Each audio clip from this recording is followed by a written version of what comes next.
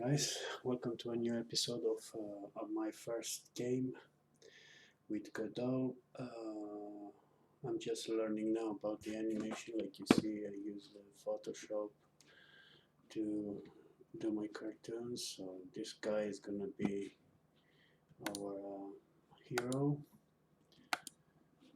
Like you see in the picture, this is a big scale. It's still a work in progress. Like you see, it's not very well defined. Still working, but I just managed today to sort out the animation in the game.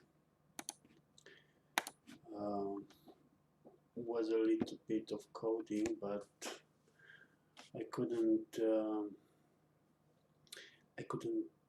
how to say I couldn't put the code to my animation. I mean, to work in the game properly. So I just managed to do that, and now my game is working. From now on, I just need to do the animation of my hair. Like you can see, my cat is just moving a little bit.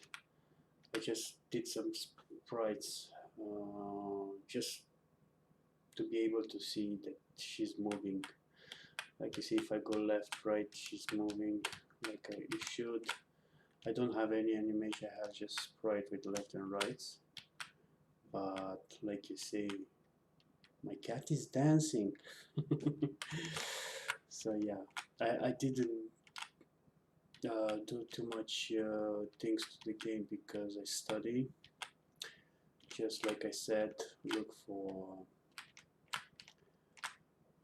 tutorials everywhere, coding, just try to solve my animation somehow. But in the end, like I said, if you study and just put some time in it, it's worth it. So yeah, from now on I'm gonna do the animation player, just paint all day.